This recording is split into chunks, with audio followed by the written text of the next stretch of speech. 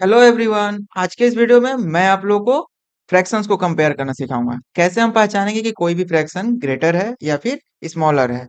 जिसके बाद आप इजीली किसी भी फ्रैक्शन को उनके असेंडिंग या डिसेंडिंग ऑर्डर में इजीली सजा सकते हैं, अरेंज कर सकते हैं। ठीक है, तो चलिए हम लोग शुरू करते हैं अपने इस वीडियो को, जिसमें हम देखेंगे कि कितने तरीके से फ्रैक्शंस को कंपेयर किया जा सकता है। ठीक है, अगर आप चैनल पे नए हैं तो चैनल को सब्सक्राइब कर लें ताकि इस सीरीज की कोई भी वीडियो आप मिस ना कर सकें। तो देखिए, यहाँ हम फ्रैक्शंस को 5 तरीके से कंपेयर करेंगे। सबसे पहले हम सेम डिनोमिनेटर से चेक करेंगे। फिर इसके बाद सेम न्यूमरेटर से चेक करेंगे कि कौन सा फ्रैक्शन बड़ा है या फिर छोटा है। इसके बाद हम होल के रेस्पेक्ट में फ्रैक्शंस को कंपेयर करना सीखेंगे। और उसके बाद हम हाफ के रेस्पेक्ट में फ्रैक्शंस को कंपेयर करेंगे। और सबसे लास्ट में हम जो ट्रेडिशनल वे फॉलो करते हैं, जिससे हम इजिली किसी भी फ्रैक्शंस को कंपेयर कर सकते हैं, उसके बारे में भी बात करेंगे। तो चलिए देखते हैं। सबसे पहले डिनोमिनेटर। ठीक है, सेम डिनोमिनेटर रहेगा तो कैसे हम कंपेयर करेंगे फ्रैक्शन को। यहाँ हम दो फ्रैक्शंस लेते हैं जिसका डिनोमिनेटर देख रहे हैं ना, सेम है। इसका मतलब इन दोनों ही फ्रैक्शंस के टोटल पार्ट क्या है, सेम है ना। 7 पीसेस किए गए हैं। इसे हम कैसे रिप्रेजेंट कर सकते हैं, ऐसे। ठीक है, तो यहाँ हमें देख के ही समझ में आ रहा है कि यहाँ 3 पीसेस हैं और यहाँ 5 पीसेस हैं। तो यहाँ जो जो न्यूमरेटर बड़ा होगा वो क्या होगा, वो फ्रैक्शन भी बड़ा होगा। तो इस तरह से जब भी डिनोमिनेटर सेम हो तो फ्रैक्शंस को कंपेयर करना बहुत ही आसान होता है। अब हम इसके बाद बात करेंगे सेम न्यूमरेटर से कैसे हम फ्रैक्शन को कंपेयर कर सकते हैं। यहाँ देखिए, यहाँ दो फ्रैक्शंस लिए गए हैं ना। यहाँ इन दोनों फ्रैक्शंस के क्या है, न्यूमरेटर सेम है ना। तो इसे कैसे कंपेयर करेंगे हम, देखिए इसे रिप्रेजेंट पहले हम ऐसे कर सकते हैं। 3/7 को और 3/5 को हम ऐसे रिप्रेजेंट कर सकते हैं। ठीक है, अब इन दोनों फ्रैक्शंस को देखने से क्या पता चल रहा है कि जो इसका यूनिट पार्ट है 3/7 का, और ये जो 3/5 का फ्रैक्शन पार्ट है, इन दोनों को देखने से हमें यही समझ में आ रहा है कि जो 3/7 का जो यूनिट पार्ट है वो क्या है, छोटा है ना। किससे, 3/5 से। इसलिए ये फ्रैक्शन भी क्या होगा, छोटा होगा। यानी जब भी न्यूमरेटर सेम होंगे तो हमें क्या करना होगा, डिनोमिनेटर को चेक करना होगा। अगर डिनोमिनेटर स्मॉलर है, अगर डिनोमिनेटर क्या है, स्मॉलर है, तो उसके यूनिट पार्ट क्या होंगे, बड़े होंगे ना। यानी कि वो ग्रेटर फ्रैक्शन बनाएंगे। ठीक है, और अगर डिनोमिनेटर बड़े हैं, इसका मतलब उनके यूनिट पार्ट क्या होंगे, छोटे होंगे, इसलिए वो फ्रैक्शंस भी छोटे होंगे। अब चलिए कुछ फ्रैक्शंस को हम कंपेयर करके देख लेते हैं जिनका न्यूमरेटर सेम है। अब बताइए यहाँ क्या होगा। आप वीडियो को पॉज करके खुद से भी कर सकते हैं। यहाँ देखिए, ये 1/5 है और ये 1/8 है। इसका मतलब क्या है, इसके डिनोमिनेटर न्यूमरेटर सेम है ना, और डिनोमिनेटर क्या है, ये छोटा है 5, यानी ये फ्रैक्शन क्या होगा, बड़ा होगा।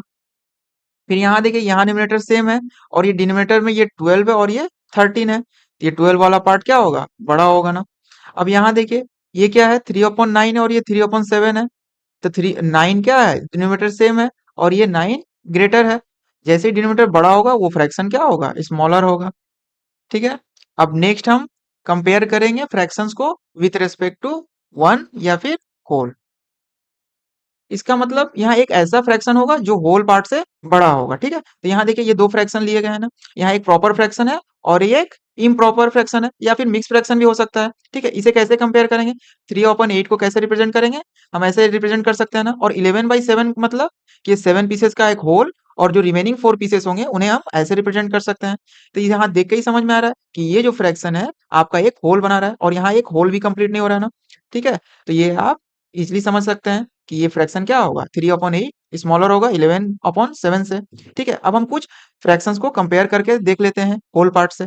देखिए, यहाँ पे 4/5 है ना, ये क्या है, ये एक होल पार्ट भी नहीं है। और यहाँ देखिए 13/4 है, इसका मतलब ये होल पार्ट से ग्रेटर है ना। इसमें कितने होल्स हैं, 4 3 12, यानी 3 होल पार्ट होंगे और 1/4 एक प्रॉपर फ्रैक्शन होगा ना। तो इसका मतलब ये क्या होगा, सब समय 4/5 स्मॉलर होगा। अब उसी तरह से देखिए 5/6 है और यहाँ 15/9 है, तो इसमें कौन सा फ्रैक्शन स्मॉलर होगा, 5/6, क्योंकि यहाँ पे ये होल भी कंप्लीट नहीं कर रहा है और यहाँ ये होल फ्रैक्शन क्या है, होल पार्ट से ग्रेटर है ना। अब यहाँ देखिए, यहाँ पे आपको देखने को मिल रहा है कि दोनों ही क्या है, होल पार्ट से ग्रेटर है। ठीक है, तो इसे कैसे कंपेयर करेंगे, इसी तरह के क्वेश्चंस एग्जाम में पूछे जाते हैं। ठीक है, तो ये 19/3 है, इसका मतलब इसे हम कैसे लिख सकते हैं, 3 6 18, यानी 6 कंप्लीट होल्स और ये 1/3। ठीक है, और इसे कैसे लिख सकते हैं, 4 6 24, यानी ये 6 होल पार्ट, और यहाँ देखिए ये 6 होल भी हो रहा है और एक प्रॉपर फ्रैक्शन भी आ रहा है। ठीक है, इसका मतलब ये वाला जो पार्ट है ये ग्रेटर होगा ना, एज कंपेयर टू 24/4। अब देखिए यहाँ पे देखिए इस फ्रैक्शन को कंपेयर करते हैं हम। यहाँ भी देखिए ये दोनों ही क्या है, ग्रेटर देन 1 है, यानी होल से ग्रेटर है ना। तो देखिए 7 टू ज़ा 14 और ये 1/7 और यहाँ क्या होगा 6 टू ज़ा 12 1/6। अब देखिए दोनों ही दो होल बना रहा है ना, और दोनों में ही क्या है, 1 पार्ट रिमेनिंग है। ठीक है, तो अब इन दोनों में कौन सा फ्रैक्शन बड़ा होगा, ये कैसे कंपेयर करेंगे। तो हमने सीखा था ना अभी कि जब भी न्यूमरेटर सेम हो और डिनोमिनेटर जिसका ग्रेटर होगा वो स्मॉलर फ्रैक्शन बनाएगा। इसका मतलब ये क्या होगा, 15/7 स्मॉलर होगा एज कम्पेयर टू 13/6। ठीक है, तो इस तरह से हम इजिली होल के रिस्पेक्ट में फ्रैक्शंस को कंपेयर कर सकते हैं। अब नेक्स्ट हम फ्रैक्शंस को कंपेयर करेंगे विथ रिस्पेक्ट टू हाफ। ठीक है, किसी भी फ्रैक्शंस को हम हाफ से क्यों कंपेयर करते हैं, हम इस एग्जांपल से समझते हैं। देखिए यहाँ दो मैं फ्रैक्शन ले रहा हूँ। देखिए यहाँ पे ना ही न्यूमरेटर सेम है, ना ही आपका डिनोमिनेटर सेम है, और ना ही कोई फ्रैक्शन ग्रेटर देन 1 है या फिर होल बना रहा है। ठीक है, तो ऐसे फ्रैक्शंस को कंपेयर करने के लिए हम सब समय इनके डिनोमिनेटर को देखते हैं और उनके डिनोमिनेटर को क्या करते हैं, हाफ करते हैं, यानी कि चेक करते हैं कि उनका हाफ क्या होगा, यानी उसे डिवाइड बाई 2 करेंगे तभी हमें हाफ पता चलेगा ना।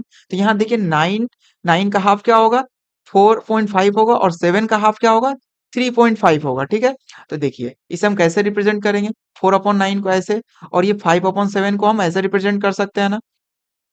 तो इन दोनों का ही हाफ देखिए कुछ इस तरह से होगा। तो 9 का हाफ क्या होता है, 4.5 होता है ना, यानी ये 4 जो है हाफ से कम है। और यहाँ देखिए 7 का हाफ क्या होगा, 3.5 होगा ना, यानी कि ये जो पार्ट है 5, ये क्या है, हाफ से ज्यादा है। तो इस तरह से हम इजिली बता सकते हैं कि कौन सा फ्रैक्शन छोटा है। 4, इसका मतलब 4/9 इज स्मॉलर देन 5/7।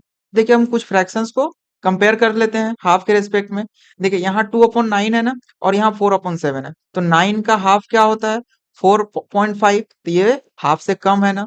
अब यहाँ देखिए 3 का हाफ क्या होगा, सॉरी 7 का हाफ क्या होगा, 3.5, ये देखिए 4 है, यानी ये ग्रेटर है, इसलिए ये फ्रैक्शन क्या होगा, ग्रेटर होगा, यानी 2/9 इज स्मॉलर देन 4/7।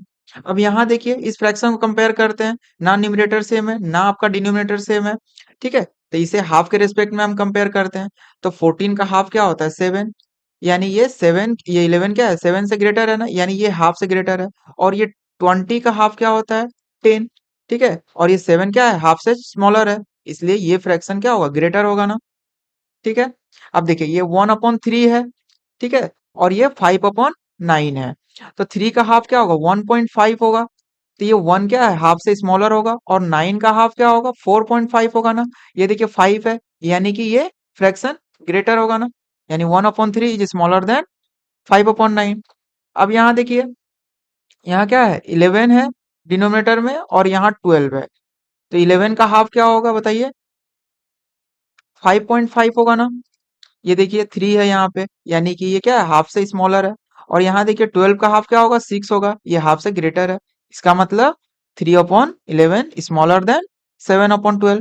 ठीक है, इस तरह से अब हम किसी भी फ्रैक्शंस को इजीली कंपेयर कर सकते हैं ना। अब देखिए एग्जाम में कैसे क्वेश्चन पूछे जाते हैं, एग्जाम में आपसे किसी भी फ्रैक्शंस को दे दिया जाएगा और उनके असेंडिंग ऑर्डर या डिसेंडिंग ऑर्डर आपको फाइंड आउट करने रहेंगे। ठीक है, देखिए यहाँ इस फ्रैक्शन को असेंडिंग ऑर्डर में सजाना है, तो कैसे अरेंज करेंगे। यहाँ हम देख पा रहे हैं ना, ये 1/2 यानी हाफ है, ये 2/5 यानी 5 का हाफ क्या होता है, 2.5, ये 2 है, इसका मतलब ये हाफ से कम है, ये हाफ है, ये हाफ से कम है।